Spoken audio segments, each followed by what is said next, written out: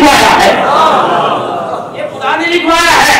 जिब्रील कहने लगे हुजूर इधर अबू बकर ने सुनाम से कहा कि अल्लाह नहीं मोहम्मद भी साथ लिखो। साहब बताने लगे जिब्रील मोहम्मद के साथ अबू बकर भी लिखो, क्योंकि अबू बकर मुझे मेरे यार से जुदा नहीं कर रहा, तो अबू बकर को भी हम उसके यार से जुदा नहीं होने देंगे।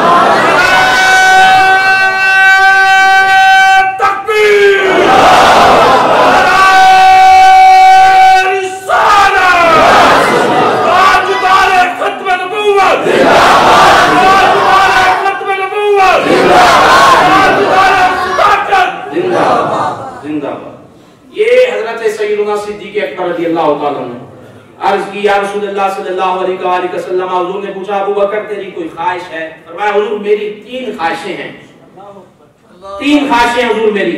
अबू बकर कौन कौन सी?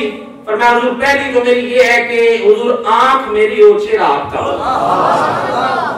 ये हुजूर मेरी ख्वाहिश है कि मैं आपको देखूं और आंख मेरी चेहरा आपका हो, बद्दुआ वाला चेहरा मेरे सामने हो, मैं हुजूर आपको देखूं। और हजरत अबू बकर सिद्दीक की ये ख्वाहिश अल्लाह ने गार में पूरी फरमाई। हजरत अबू बकर सिद्दीक ने हुजूर को देखा और यूं देखा ऐसे किसी ने नहीं देखा।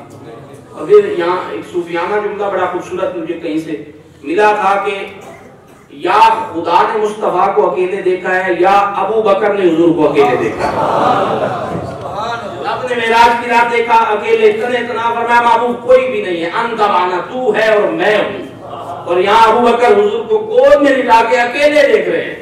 शाम कोशिश कर रहा था लेकिन आने नहीं दिया। अकेले हुजूर को हजरत अबू बकर सिद्दीक ने गार में देखा है और रंग चढ़ गया ना, रंग।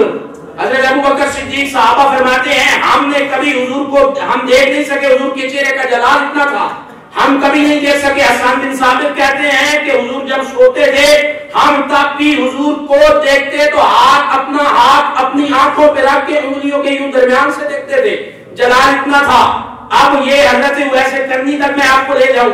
जब आकर इस्लाम ने हजरत मौला कायनात को हजरत उमर को फरमाया कि ए अली और ए उमर तुम उस मेरे आशिक को उवैस को देखोगे, जब देखना तो मेरा जुब्बा देना, कमीज देना, हजरत वैसे करनी को कहना मेरी उम्मत के लिए दुआ करो। हजरत जनाब उमर फारूक रज़ियल्लाहु ताला अन्हु और हजरत मौला कायनात आप मक्का में गए, शेने हरम में हज के दौरान जाते थे और वहां जाके आप कहते थे अफीकुम उवैस इब्न आमिर, तुम्हारे अंदर कोई उवैस है?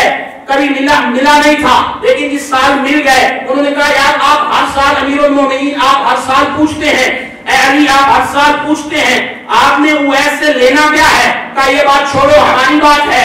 वो जिस साल आ गए उन्होंने कहा इस साल आए हुए मुबारक हो। हजरत उमर जल्दी से पूछते हैं कहाँ है? उन्होंने कहा देखो ना वो इतना मजनू है, इतना दीवाना है, हम यहाँ अल्लाह के घर में हैं, तवाफ कर रहे हैं, यहाँ हम ज़मज़म पी रहे हैं, यहाँ हम नफल पढ़ रहे हैं, वो हम हाजियों के जो यमन से आने वाले हाजी हैं उन सब के ऊँटों को चला रहा है, वो चला रहा है। हजरत उमर हजरत अली को लेके वहां गए। हजरत ख्वाजा उवैस करनी रज़ियल्लाहु ताला अन्हु ऊंट चल रहे थे, आप मुसल्ले पे खड़े होकर रब की इबादत कर रहे थे। ऊंट चल रहे थे, आप मुसल्ले पे इबादत कर रहे थे। आहट सुन ली कि पीछे कोई आए हैं, सलाम फेरा, पीछे देखा, हजरत उवैस करनी रज़ियल्लाहु ताला नजरें चार हुई तो हजरत उमर और हजरत अली आगे बढ़े। हजरत उमर फरमाने लगे भाई तेरा नाम क्या है? मशरूक तेरा नाम क्या है? कहने लगे जी अब्दुल्लाह। कहने लगे जी अब्दुल्लाह। आपने फरमाया अब्दुल्लाह आप बात को समझे नहीं। अब वो ऐसे करने की शान ये थी कि वो अपने आप को छुपा रहे थे, वो अपने आप को छुपा रहे थे। अब्दुल्लाह कह के यानी मैं अल्लाह का बंदा हूँ। हजरत अली फरमाने लगे ए उमर तुझे काबू नहीं देगा, मैं इससे पूछता हूँ, मैं फकीरों का पीर हूँ, मुझे पता है ये कैसे काबू आएगा। आपने हजरत उमर को पीछे किया और कहा वो नाम बता जो तेरी माँ ने रखा। अब्दुल्ला तो मैं भी हूँ तू भी है, वो बता जो तेरी माँ ने रखा है। उस वक्त रो पड़ी, हजरत वैसे करनी रो पड़े। कहा अली मैं छुपाता हूँ तुम जाहिर करते हो। कहा हमने नहीं किया, हुजूर कर गए थे। हम नहीं कर रहे, हुजूर कर गए थे, हम तो तुझे बड़ा ढूंढ रहे थे, बड़ा ढूंढा है, ये ले जुब्बा है, दुआ कर हुजूर की उम्मत के लिए। अब यहाँ से एक बात ये भी साबित होती है कि सहाबी उमर का भी बड़ा, हजरत उमर फारूक का भी बड़ा मकाम, मौला कायनात का भी बड़ा मकाम है। हुजूर खुद भी दुआ फरमा सकते थे, इन सहाबा से भी कह सकते थे। اویس کی بارگاہ میں کیوں بھیجا کہ دنیا کو پتہ چل جائے کہ اللہ والوں کے پاس جانا یہ حضور کے صحابہ کی سنت ہے. حضور خود بھیج رہے ہیں، صحابہ جا رہے ہیں، خود دعا کر سکتے تھے، لیکن اللہ والے اویس کے پاس بھیج رہے ہیں تاکہ میرے عاشقوں کے لیے، اللہ کے ولیوں سے پیار کرنے والوں کے لیے دلیل بن جائے کہ اللہ والوں کے پاس جانا یہ کوئی خلاف شرع نہیں ہے.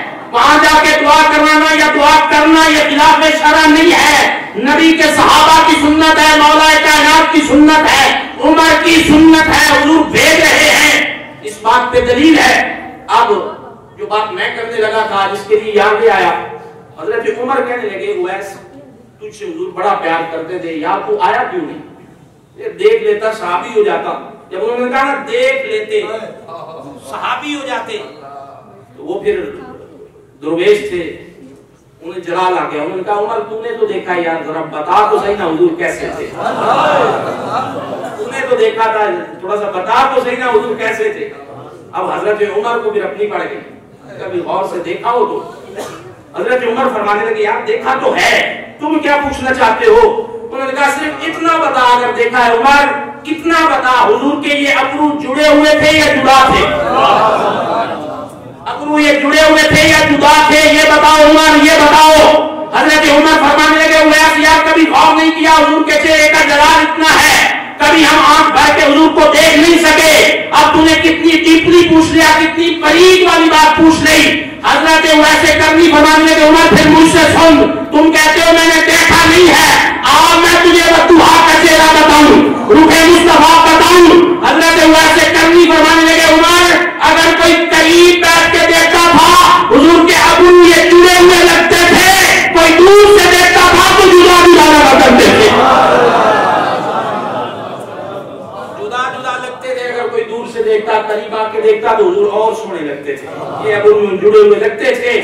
یہ وہ چہرہ ہے جو صحابہ ٹکٹکی باندھ کے کبھی نہ دیکھ سکے، لیکن غار میں ابو بکر ٹکٹکی باندھ کے حضور کا چہرہ دیکھ رہے تھے. رنگ چڑھ گیا. آخری بات کرنے رنگ حضور کا چڑھ گیا نا. آپ مدینہ شریف ہجرت کر کے آپ علماء سے پوچھیں، وہاں پہ جو لوگ تھے انہوں نے حضور کو دیکھا ہوا نہیں تھا. کچھ چند تھے جنہوں نے دیکھا، باقیوں کو نہیں پتا تھا. وہ تو صبح سے شام تک دیوانہ وار حضور کا انتظار کرتے تھے کہ کب حضور آئیں. تو جب حضور کی سواری آئی ان کی خوشی دیدنی تھی، یہ الگ بات ہے. لیکن انہوں نے آ کر نا کوئی حضور کے ہاتھ چومتا ہے، کوئی ابو بکر کے ہاتھ چومتا ہے. رنگ چڑھا ہوا تھا، پتہ نہیں چل رہا تھا کہ آقا کون سے ہیں اور غلام کون ہے.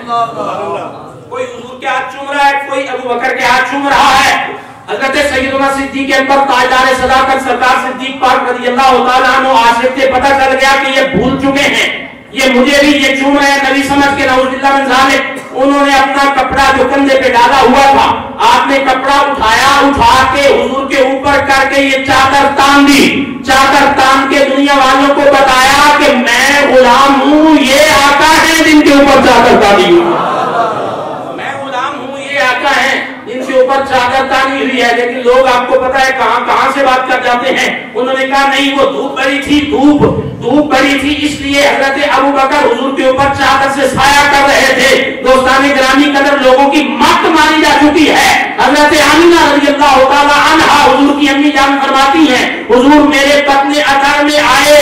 جب بطن اثر میں آئے میں پانی بھرنے کے لیے گھر سے باہر نکلتی تھی، میں دھوپ میں باہر نکلتی تھی، بادل آ کے میں آمینہ پہ سایہ کر جایا کرتے ہیں. آمینہ کے پیٹ میں حضور آئے، بطن اثر میں آئے، بادل سایہ کریں. حضور خود باہر نکلے تو بادل سایہ کیوں نہ کرے. حضور پہ سایہ رہتا تھا بادل کا. ابو بکر نے جو چادر تانی تھی صرف غلامی بتانے کے لیے کہ میں غلام ہوں، یہ آقا ہے. رنگ چڑھا ہوا تھا اس لیے وہ بتا رہے تھے میں غلام ہوں، یہ آقا ہے. اس وجہ سے حضور کے اوپر، اور پھر حضور کا سایہ نہیں تھا، حضور کا مبارک سایہ نہیں تھا. سایہ اس کو ہوتا ہے جسے دھوپ لگتی ہو، اس کا حضور کا مبارک سایہ نہیں تھا.